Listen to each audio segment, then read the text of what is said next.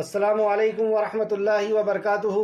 ان الحمد للہ نحمده ونستعینه ونستغفره ونعوذ باللہ من شرور انفسنا ومن سیئات اعمالنا من يهده الله فلا مضل له ومن يضلل الله فلا هادي له واشهد ان لا اله الا الله واشهد ان محمدا عبده ورسوله۔ رب اشرح لي صدري ويسر لي امري واحلل عقدۃ من لسانی یفقہوا قولی۔ رب زدنی علما رب زدنی علما رب زدنی علما۔ ہر قسم کی تعریف اور شکر اللہ رب العزت کے لیے لائق اور زیبا ہے، جو ساری کائنات کا ایک و تنہا خالق، مالک، مربی اور منتظم ہے۔ درود و سلام ہو انبیاء اکرام پر، خصوصاً نبی مکرم رحمت للعالمین امام الانبیاء محمد صلی اللہ علیہ وسلم پر۔ معزز سامعین اکرام، آج ہم سورہ ہمزہ پڑھیں گے۔ اللہ رب العزت سے دعا ہے کہ اللہ رب العزت ہمیں صحیح معنوں میں قرآن مقدس کو سمجھنے، اس پہ غور و فکر کرنے اور اخلاص کے ساتھ عمل کرنے کی توفیق عطا فرمائے، آمین یا رب العالمین۔ اعوذ باللہ من الشیطان الرجیم۔ اے اللہ، ہم تیری پناہ میں آتے ہیں شیطان سے۔ بسم اللہ الرحمن الرحیم، اللہ کے نام سے جو رحمان اور رحیم ہے۔ اس عظیم کام کو کہ ہمارا خالق ہم سے کیا کہتا ہے، کیا فرمان ہے اللہ رب العزت کا، کلام کے ذریعے، قرآن کے ذریعے اس نے ہمیں کیا پیغام بھیجا ہے، اس عظیم کام کو ہم اللہ رب العزت کے نام سے شروع کرتے ہیں، اور وہ اللہ جو رحمان اور رحیم ہے۔ وَيْلٌ لِكُلِّ ہُمَزَةٍ لُمَزَةٍ، ہر تانا زن عیب جو کے لیے ہلاکت ہے۔ ویل سے بات شروع ہوئی۔ ویل کا مطلب ہے ہلاکت اور عذاب کی، یہاں پہ وعید سنائی گئی ہے، دھمکی سنائی گئی ہے۔ اور ویل جہنم کی ایک وادی کا بھی نام ہے۔ جب کسی گناہ کے لیے عذاب کے بارے میں کہا جائے حدیث میں یا قرآن میں کہ اس گناہ کی یہ سزا ہے، یعنی جہنم ہے، یا جیسے کہ رسول اللہ صلی اللہ علیہ وسلم نے فرمایا، جبرائیل علیہ السلام نے دعا کی کہ ہلاک اور برباد ہو جائے وہ شخص، اور پھر وہ تین چیزیں آپ نے بیان کی تھی۔ تو ہلاک اور برباد ہو جائے یہ کہا، یا ویل کی دھمکی دی گئی، وعید سنائی گئی، جہنم کی وعید سنائی گئی۔ تو جس بھی جرم میں وعید سنائی جاتی ہے جہنم کی یا تباہی یا بربادی کی، اور بھی کئی کنڈیشن ہے، یعنی یہ کبیرہ گناہ ہے۔ گناہ دو قسم کے ہوتے ہیں، ایک صغیرہ، ایک کبیرہ۔ تو صغیرہ گناہ تو وضو بنانے سے، صدقہ خیرات کرنے سے، حج عمرہ کرنے سے، روزہ رکھنے سے دھل جاتے ہیں، اللہ رب العزت انہیں مٹا دیتا ہے۔ لیکن کبیرہ گناہ جب تک اس کی معافی نہ مانگی جائے تب تک وہ معاف نہیں ہوتا، اور اگر معاف نہ ہوا تو پھر وہی کنڈیشن ہوگی کہ جہنم میں جانا ہوگا، اور اس کے بعد اگر کوئی توحید پرست بھی ہے اور توحید اور رسالت کو ماننے والا بھی ہے تو اسے جہنم سے بھگت کر کے اور پھر جنت کے اندر اس کو داخلہ ملے گا، اگر اللہ رب العزت نے اسے معاف نہ کیا تو۔ اور دوسرا کہ دنیا کے اندر بھی اس کبیرہ گناہ کی وجہ سے اسے، جیسے کہ اللہ رب العزت نے کہا کہ تمہارے ہاتھوں کی کمائی کی وجہ سے خشکی اور تری میں فساد برپا ہو گیا، یعنی ہمارے اوپر جو مصیبت اور پریشانیاں آتی ہیں وہ ہمارے گناہوں کی وجہ سے آتی، اور یہی ہے وہ گناہ کہ جس کو ہم کر لیں لیکن توبہ نہ کریں۔ تو کبیرہ گناہ توبہ سے دھلتے ہیں، صغیرہ گناہ تو ویسے بھی دھل جاتے ہیں، یعنی وضو وغیرہ بناتے ہیں، صدقہ خیرات کرتے ہیں، عمرہ کرتے ہیں، حج کرتے ہیں، تو صغیرہ گناہ دھل جاتے ہیں، کبیرہ گناہ نہیں دھلتے۔ کبیرہ گناہ جب تک اس کی توبہ نہ کر لیں، اور توبہ کا کیا مطلب ہے کہ اس گناہ سے شرمندگی محسوس ہو، دوبارہ نہ کرنے کا ارادہ ہو، اور نیکی کا کام کرنا یا اطاعت کرنا، یا جو اخلاقی عیب ہے اس عیب کو ہم جب تک ختم نہیں کریں گے، یہاں پہ اگر ہم دیکھیں تو جب تک یہ توبہ قبول نہیں ہوگی۔ تو توبہ کی شرائط کے ساتھ جب تک ہم توبہ نہیں کریں گے یہ گناہ معاف نہیں ہونے والا، اور اس گناہ کو بہت معمولی اور ہلکا سمجھا جاتا ہے۔ جیسے یہ مکی صورت ہے، اور مکہ کے اندر مشرکین توحید پرستوں کے ساتھ، یعنی صحابہ اکرام کے ساتھ اس گناہ کو کیا کرتے تھے۔ مشرکین صحابہ اکرام عیب ڈھونڈتے تھے اور ان کی غیبت اور چغلی کیا کرتے تھے، ان کی برائیاں کیا کرتے تھے۔ آج افسوس کی بات کہ مسلمان آپس میں یہ گناہ کر رہا ہے، آپس میں رشتہ داریوں میں یہ گناہ کر رہا ہے، اور بعض دفعہ تو گھر کے اندر کے لوگ ایک دوسرے کی اس طریقے سے عیب جوئی یا تانا زنی یا غیبت یا چغلی یا عیب تراشی یہ کیا کرتے ہیں گھر کے اندر۔ یعنی شوہر بیوی سے محفوظ نہیں، بیوی شوہر سے محفوظ نہیں، باپ بیٹے سے محفوظ نہیں، یہ معاشرہ ہو گیا ہے، جبکہ یہ عیب مشرکین کے اندر تھا، اور مشرکین صحابہ اکرام کے لیے کہا کرتے۔ اور یہ کبیرہ گناہ ہے، جو ہمارے اوپر مصیبت آ رہی ہے انہی گناہوں کی وجہ سے آ رہی۔ دیکھیں کہ اس کی سختی کتنی ہے، کیسی وعید اللہ رب العزت نے سنائی ہے. ویل لکل ہمزۃ لمزہ، ویل ہے یعنی ہلاکت ہے، بربادی ہے، عذاب ہے اس کے لیے جہنم کی ایک وادی ہے جو تانا دیتا ہے اور عیب جوئی کرتا ہے. اس تعلق سے چند اور مقام پہ اللہ رب العزت نے بیان فرمایا، جیسے سورہ قلم آیت نمبر 10 اور 11، اور تو کسی بہت قسمیں کھانے والے ذلیل کا کہنا نہ مان. یعنی جو بہت قسمیں کھا کر کے دھوکہ دیتا ہے، اللہ کی قسم کھا کر کے کاروبار میں دھوکہ دینا یا رشتہ داری میں دھوکہ دینا یا آپس میں دھوکہ دینا، اور تو کسی بہت قسمیں کھانے والے اور ذلیل کا کہنا نہ ماننا. ہم کہنا کس کا مانتے ہیں؟ ہم اپنے دوست کا کہنا مانتے، ہم اپنے عزیز کا کہنا مانتے ہیں. تو یہاں اللہ رب العزت کا حکم ہے کہ ایسے شخص کا ہمیں کہنا نہیں ماننا ہے. کون شخص؟ جو بہت تانا دینے والا ہے، کہ وہ قسمیں کھا کر کے دھوکہ دیتا ہے اور تانا دیتا ہے، چغلی میں بہت دوڑ دھوپ کرتا ہے. یعنی اس کی چغلی ادھر کرنا، ادھر کی بات ادھر کرنا، اس میں وہ دوڑ دھوپ کرتا ہے. اللہ کی رضا تو بہت دور، وہ اللہ کی ناراضگی کے لیے، ایک دوسرے کے عیب کو نکالنے کے لیے، اس کو ذلیل کرنے کے لیے. بھائی چغلی کیوں کرتے ہیں؟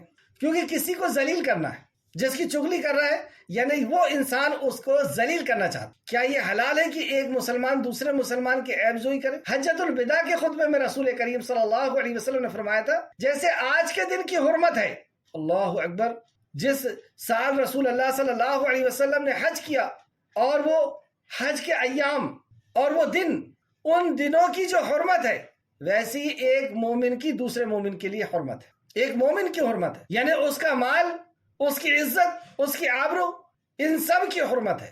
اور یہ حرمت کو پامال کرتا ہے، اس کے عیب نکال کر کے برائی کرتا ہے تاکہ اس کی بے عزتی ہو. ہاں اگر اصلاح کی نیت ہے کہ جیسے کسی کی برائی وہ استاد سے کر رہا ہے تاکہ استاد اس کی اصلاح کرے، یا اس کے باپ سے کر رہا ہے کہ باپ اس کی اصلاح کرے، تو یہ ایک الگ بات ہے. لیکن صرف اس نیت سے کر رہا ہے کہ میری عزت زیادہ ہو جائے اور اس کی عزت پامال ہو، اسے ذلیل کرنا مقصد ہو، تو یہ کبیرہ گناہ ہے. کیوں کبیرہ گناہ؟ کیونکہ اس کے لیے وعید آئی ہے کہ اس کے لیے جہنم ہے، یعنی دوسرے نیکی سے یہ گناہ دھلنے والا نہیں. اسی طریقے سے سورہ حجرات آیت نمبر 11 میں اللہ رب العزت نے فرمایا، سورہ حجرات آیت نمبر 11، یا ایھا الذین آمنوا، اے وہ لوگوں جو ایمان لائے، کوئی قوم کسی قوم کی مذاق نہ اڑائے. جیسے برادریوں کی مذاق اڑانا بہت عام ہے کہ اس کی برادری میں ایسا ہے، اس کی برادری میں ویسا ہے. اور یہ جب ایسا کہتے ہیں ہم، تو ہم اپنے آپ پر دیکھیں کہ ہمارے اندر ایک تکبر ہوتا ہے کہ میں بہتر ہوں، میری جماعت بہتر، میرا گروہ بہتر. تو کوئی قوم کسی قوم کے مذاق نہ اڑائے. ہو سکتا ہے، کون فرما رہا ہے؟ اللہ رب العزت. ہو سکتا ہے کہ وہ ان سے بہتر ہوں، اور نہ کوئی عورت کسی دوسری عورت سے مذاق اڑائے. یعنی عورتوں کو الگ سے بھی خطاب کیا گیا، جبکہ پہلے جو کہا گیا تھا اس میں سبھی انسانیت شامل تھی، لیکن الگ سے ان کو وارننگ کرنا مقصد ہے. کیونکہ یہ چیزیں جہاں پہ مردوں کے اندر ہے تو عورتوں کے اندر بھی کم نہیں ہے. ہو سکتا ہے کہ وہ ان سے بہتر ہو. مطلب ہم جس کا مذاق اڑا رہے ہیں، جس کو ہم حقیر سمجھ رہے ہیں، جس کو ہم یہ سمجھ رہے ہیں کہ یہ اس میں علم نہیں ہے، ہم یہ سمجھ رہے ہیں کہ اس کے پاس دولت نہیں ہے، ہم یہ سمجھ رہے ہیں کہ اس کے پاس ڈگری نہیں ہے، تو ہم اسے حقیر سمجھتے ہیں اور اس کا مذاق اڑاتے ہیں. تو اللہ رب العزت نے کیا فرمایا؟ ہو سکتا ہے کہ وہ ان سے بہتر ہو. کیونکہ کس کے دل میں کتنا تقویٰ ہے یہ صرف اللہ رب العزت جانتا. ہم نے تو بظاہر اس کے پاس علم کم ہے اس لیے اس کا مذاق اڑا دیا، لیکن وہ اللہ سے اس کا کیا تعلق ہے یہ اللہ رب العزت جانتا ہے. اس لیے یہاں کہا گیا کہ ہو سکتا ہے کہ وہ ان سے بہتر ہو. اور نہ اپنے لوگوں پر عیب لگاؤ، اور نہ اپنے لوگوں پر عیب لگاؤ، اور نہ ایک دوسرے کو برے ناموں سے پکارو. آج کل تو یہ فیشن ہو گیا برے ناموں سے پکارنا. گھر کے لوگ خود برے نام رکھتے ہیں، ببلو، پنٹو، چنٹو وغیرہ، جبکہ جس کا جو نام ہے اس کو اس نام سے پکارے. اور یہ شروع میں تو اچھا لگتا ہے بچپن میں، لیکن بڑی عمر میں جب اس ناموں سے پکارا جاتا ہے تو بے عزتی محسوس ہوتی، شرمندگی محسوس ہوتی ہے. اور کسی مسلمان کو ہم شرمندہ نہیں کر سکتے. یا اس کے اندر کوئی کمی ہے، جیسے اسے کم دکھتا ہے، وہ چل نہیں سکتا ٹھیک سے، یا اس کا کلر کم ہے، یا اس کی ہائٹ کم ہے، تو اس طریقے سے اس کے عیب کے ساتھ اس کو نہ پکارو. یہ اللہ کا حکم ہے. اور نہ ایک دوسرے کو برے ناموں کے ساتھ پکارو. ایمان کے بعد فاسق ہونا برا نام ہے، اور جس نے توبہ نہ کی سو وہی اصل ظالم ہے. یہ وہ گناہ ہے کہ جس میں توبہ کرنا ہوگا، اور جس نے توبہ نہ کی وہ اصل ظالم ہے. اور وضاحت ہوگی کہ یہ کبیرہ گناہوں میں سے. ایک اور دیکھتے ہیں سورہ حجرات آیت نمبر 12. سورہ حجرات آیت نمبر 12، اے لوگوں جو ایمان لائے ہو، بہت سے گمان سے بچو. دیکھیے اس عیب اور غیبت اور چغلی اور حسد، یہ شروع کہاں سے ہوتا ہے؟ یہ شروع ہوتا ہے بدگمانی سے، جو شیطان دل کے اندر ڈالتا ہے. کوئی کسی کے بارے میں بات کر رہا ہے، کسی کو دیکھ رہا ہے تو شیطان بدگمانی ڈالتا ہے. کوئی کسی عورت کے ساتھ جا رہا ہے، کوئی کسی عورت سے فون پہ بات کر رہا ہے تو شیطان فوراً بدگمانی ڈالتا ہے کہ ضرور کچھ لفڑا، کچھ معاملہ ہے. اور یہیں سے پھر بات شروع ہوتی ہے جو سورہ حجرات آیت نمبر 12 میں اللہ نے فرمایا، اے لوگو جو ایمان لائے ہو بہت سے گمان سے بچو، یقیناً بعض گمان گناہ ہے. اللہ اکبر، یہ گمان، بعض گمان گناہ ہے. اور نہ جاسوسی کرو.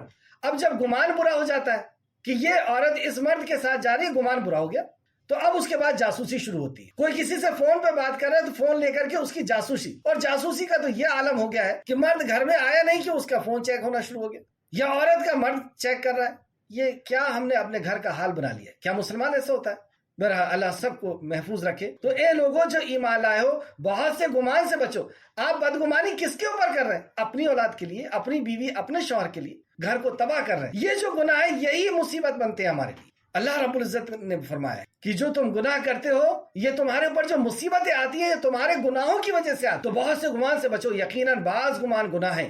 اور نہ جاسوسی کرو، اور نہ تم میں سے کوئی دوسرے کے غیبت کرے. اب پھر جب وہ اس کے عیب کو ٹٹولتا ہے تو پھر اس کی غیبت کرنا شروع، اس کی برائی کرنا شروع کرتا ہے. اور یہ برائی کرنا یعنی کسی کے پیٹھ پیچھے کسی کی برائی کرنا، یہ کیسا جرم ہے؟ اللہ رب العزت فرماتا ہے، کیا تم میں سے کوئی پسند کرتا ہے کہ وہ اپنے بھائی کا گوشت کھائے جبکہ وہ مردہ ہو؟ تو کیا تم میں سے کوئی یہ پسند کرے گا کہ وہ مردہ، یعنی جو کسی کی غیبت کر رہا ہے گویا کہ وہ اپنے بھائی کا گوشت کھا رہا ہے، وہ بھی مردہ بھائی کا. سو تم اسے ناپسند کرتے ہو اور اللہ سے ڈرو، اللہ سے ڈرو. یہ ایسا جرم ہے، یعنی دوسرے کو بے عزت کرنا، دوسرے کے عیب کو زبردستی نکالنا، یہ ایسا جرم ہے کہ اللہ سے ڈرو. یقیناً اللہ بہت توبہ قبول کرنے والا اور نہایت رحم کرنے والا. زندگی اسی میں گزر گئی، لیکن اللہ رب العزت وہ رحمان اور رحیم ہے. وہ فرماتا ہے کہ تم توبہ کر لو، اور اللہ رب العزت توبہ قبول کرنے والا اور وہ بہت رحمان. اللہ ہم سب کو توبہ کی توفیق نصیب فرمائے اور توبہ نصوحہ کی توفیق نصیب فرمائے کہ اب توبہ کر لیں، اب کبھی ایسا نہیں کرنے کا عزم کر لیں. اور دیکھیے یہ گناہ اصل میں صرف ایسا نہیں کہ آخرت میں ہی اس کا مطلب ہوگا، دنیا میں جو مصیبتیں آ رہی ہیں وہ اس کے وجہ سے آ رہی ہیں. 4 یا 5 جگہ میں نے اس کے پہلی کلاس میں نوٹ کرایا تھا کہ جس میں اللہ رب العزت نے فرمایا کہ جو تمہارے اوپر مصیبتیں آتی ہیں وہ تمہارے گناہوں کا نتیجہ ہے.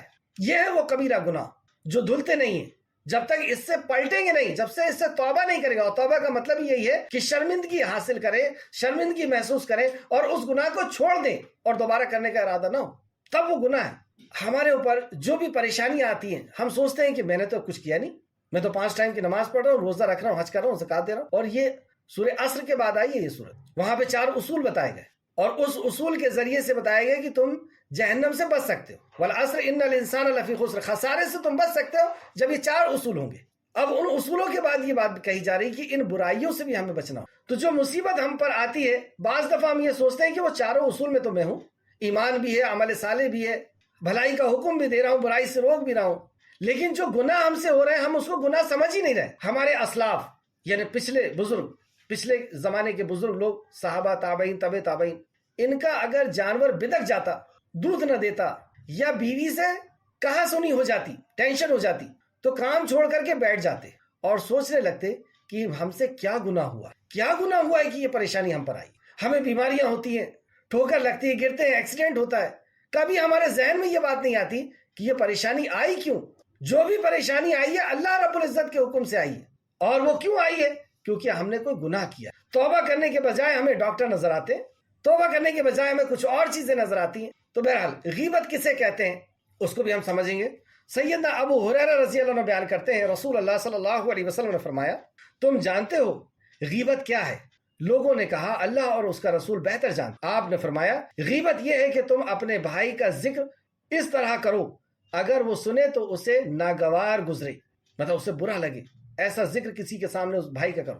کسی نے کہا اے اللہ کے رسول اگر اس میں وہ عیب ہو، اس میں وہ عیب موجود ہو جو میں کہہ رہا ہوں، تو آپ نے فرمایا اگر اس میں وہ عیب موجود ہے جو تم کہہ رہے ہو تو تم نے اس کی غیبت کی. جو عیب اس کے اندر ہے وہی عیب تم بتا رہے ہو، تو یہ غیبت ہے. اور اگر اس کے اندر وہ عیب موجود نہ ہو تو تم نے بہتان تراشی، تم نے اس کے اوپر الزام لگایا، بہتان لگایا، جو اور زیادہ گناہ ہے. یہ سے امام مسلم نے لکھ کر کیا ہے، مسلم شریف حدیث نمبر 2589، مسلم شریف حدیث نمبر 2589. تو یہ پہلی آیت تھی آج کی سورت کی، وَيْلٌ لِكُلِّ ہُمَزَةٍ لُمَزَةٍ. اور ताना जनी ऐब जोई के लिए हलाकत है। तो ये ताना देने वाला, ऐब निकालने वाला, गीबत करने वाला, चुगली करने वाला, ये इस जुर्म को क्यों करता है? आयत नंबर 2, अल्लज़ी जमअ मालन व अद्ददा, जिसने माल जमा किया और उसे गिन गिन करके रखा। ये है ये माल का गुरूर जो मुशरिकीन मक्का को था, मनसब का, ओहदे का, अपने बड़े बड़े कबाइल का, और चंद कमजोर लोग जो इस्लाम के अंदर आए थे उनका मजाक उड़ाना, उनको ताने देना, उनकी गिबतें करना, उनकी चुगलियां करना, और इस गुरूर के अंदर ये मुलविस थे। आज हम क्यों कर रहे हैं? क्योंकि किसी ना किसी चीज का हमें भी गुरूर है, या तो दौलत का होगा, या मनसब का होगा, या इल्म का होगा, और ये सब खुद साख्ता तौर पे हमने समझ लिया अपने आप को बड़ा। कोई ऊंची खानदान से तो अपने आप को बड़ा समझ रहा है, कोई दौलत वाला है तो अपने आप को बड़ा समझ रहा है, कोई डिग्रियों वाला है तो अपने आप को बड़ा समझ रहा है। जैसे इब्लीस ने समझा था कि मैं आग से बना हूं, मैं बेहतर हूं, मैं क्यों सजदा करूं। उसे और भी गुरूर था कि वो हजारों सालों से अल्लाह की इबादत कर रहा था, फरिश्तों में उसका शुमार था। तो ये उसने खुद साख्ता तौर पे अपने आप को बेहतर समझने का एक उसूल बना लिया। जैसे हम लोगों ने बना लिया कि मैं सैयद हूं साहब तो मैं बेहतर हूं, मैं खूबसूरत हूं तो बेहतर हूं, मैं दौलतमंद हूं तो बेहतर हूं। तो बेहतर कौन है? जो अल्लाह के नजदीक बेहतर हो। और अल्लाह के नजदीक बेहतर कौन? अल्लाह रब्बुल इज्जत फरमाए कि जो अल्लाह से ज्यादा डरने वाला, जो मुत्तकी है, वो अल्लाह के नजदीक बेहतर। अब किसके दिल में कितना तकवा है तो वो तो अल्लाह जानता है। तो इससे हमारी ये अपने आप को बड़ा समझना, गुरूर करना, ये चीज खत्म हो जाती है। क्योंकि कोई शख्स जो हमारे सामने है वो अल्लाह से कितना डरता है ये हम नहीं जानते। तो हम नहीं जानते कि वो बेहतर है या हम बेहतर है। और ये जो असबाब हमारे नजर आ रहे हैं, खूबसूरती या खानदान या दौलत या मनसब, ये तो अल्लाह का अता किया हुआ है, वरना हम थे क्या? एक हकीर कतरे से पैदा किए गए। तो ये जब दौलत किसी के पास आती है तो उसके अंदर ऐसा गुरूर पैदा होता है, और ये गुरूर हसद लेकर के आता है, और ये फिर ताने देता है, फिर ऐब निकालता है, फिर बुराई करता है। तो ये बुराइयां बाज दफा हर किसी के साथ ऐसा नहीं होता। मोमिन ईमान वाला है और दौलत है तो उसके अंदर बुराई नहीं आती। जैसे उस्मान गनी और भी बहुत से सहाबा थे, बहुत दौलतमंद थे, बाज अंबिया भी बादशाह हुए हैं। तो ईमान के साथ अगर ये दौलत आती है तो दौलत का वो चीज नहीं आती। लेकिन अगर ईमान ना हो तो इसके नशे में आदमी आकर के और फिर बहुत बुराइयां करता है। अल्लाह हम सबको महफूज रखे ऐसी दौलत से जो हमें अल्लाह की बगावत पर उभारे। ऐसी दौलत से अल्लाह रब्बुल इज्जत हमें बचा करके रखे जो अल्लाह की बगावत पर उभारे हमें। आमीन या रब्बुल आलमीन। जिसने माल जमा किया और उसे गिन गिन करके रखा, माल जमा किया, गिन गिन के रखा, यानी ज़कात नहीं दे रहा, बार बार बैंक बैलेंस चेक हो रहा है, और उसी गुरूर में वो पड़ा हुआ है कि हाँ अब इतना हो गया, अब इतनी, पहले इतनी जमीन थी अब इतनी हो गई, अब इतनी कोठियां थी अब इतनी हो गई, अब इतनी गाड़ी थी अब इतनी हो गई, अब बैंक बैलेंस चेक हो रहा। तो जिसने माल जमा किया और गिन गिन करके रखा और समझता है यह सब, और उसने हिसाब लगा लिया है, उसने गुमान लगा लिया, उसने वो समझता है अन्ना मालहू अखलदा। तो इसका तोड़ देखें आप। पहले बुराई बताई गई, बुराई की वजह और इस बुराई से कैसे निकला जा सकता, वही उसूल जो पिछली आयतों में आ रहा था। क्या उसने ये हिसाब लगा लिया है? क्या वो ये समझता है कि बेशक उसका माल उसे हमेशा जिंदा रखेगा? फिक्र आखिरत, मौत की फिक्र, मौत के बाद की जिंदगी की फिक्र, ये इंसान के अंदर से तकब्बुर, गुरूर और ये बुराइयों को निकालती है। आखिरत का यकीन, और यही तो ईमान है, और यही एक ऐसा इनकलाबी मौजू है इस्लाम का जो इंसान को बदल करके रख देता। जब उसे यकीन आ जाए कि उसे मरना है और मर करके अपने खालिक के सामने हाजिर होना है, तो वो दौलतमंद होने के बावजूद भी उसके अंदर बुराइयां नहीं आएगी। तो अल्लाह रब्बुल इज्जत ने उसके ताल्लुक से फरमाया आयत नंबर 3 में, और वो समझता है कि बेशक उसका माल उसे हमेशा जिंदा रखेगा। कल्ला, हरगिज नहीं। अब ये मौत की याद, आखिरत का यकीन उसे यकीन न दिलाए, मौत के ऊपर उसे ईमान ना आए, मरने के बाद की जिंदगी पे ईमान ना आए कि कब्र में उसे हिसाब देना है, हश्र में उसे हिसाब देना है, मीजान पे उसके अमाल को तोला जाएगा, जन्नत और जहन्नम सामने लाई जाएगी, उसे यकीन नहीं आ रहा और वो इसका इनकार कर रहा है और अपने दौलत के नशे में चूर है। तो मुशरिकीन मक्का को अब वईद फिर से सुनाई जाए, और ये सिफत जिसके अंदर भी होगी उस सब के लिए ये वईद सुनाई जाए। कल्ला, हरगिज नहीं। कल्ला लयुम्बज़न्ना फिल हुतमा, हरगिज नहीं, उसे जरूर हुतमा में फेंका जाएगा। हुतमा क्या है?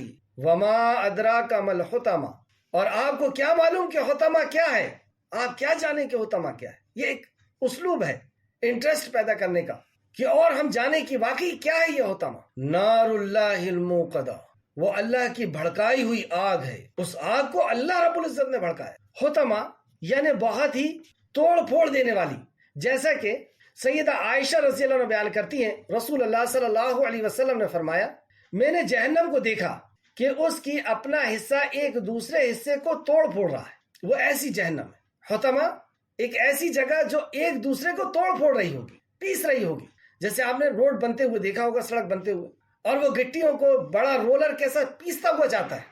اور جہنم کے اندر ایسے کئی قسم کے عذاب ہیں. آگے بھی اس کا ذکر آ رہا ہے کہ وہ کیسے ستونوں کی طرح ہوگی، اور کیسے چاروں طرف سے آگ ہی آگ، اور اوپر سے بھی آگ، اور اس میں دھواں، اور کھانے کے لیے کیا، اور ہم سب جانتے ہیں. اللہ ہم سب کو محفوظ رکھے. تو جہنم ایک دوسرے حصے کو بھی کھا رہی ہوگی. یہاں پہ لیکن توڑنے پھوڑنے کا ذکر آیا. بخاری شریف حدیث نمبر 1212 نار اللہ الموقدہ، اور اللہ کی آگ. کہنے میں اس آگ کی جو ہولناکی بیان کی گئی ہے وہ کسی اور لفظ میں بیان نہیں کی جا سکتی. مفسر فرما رہے ہیں کہ نار اللہ الموقدہ، یہ جو ہولناکی جہنم کی بیان کی گئی ہے یہ کسی اور لفظوں میں بیان نہیں کی جا سکتی. کیسی شدت والی، کیسی سخت آگ ہے.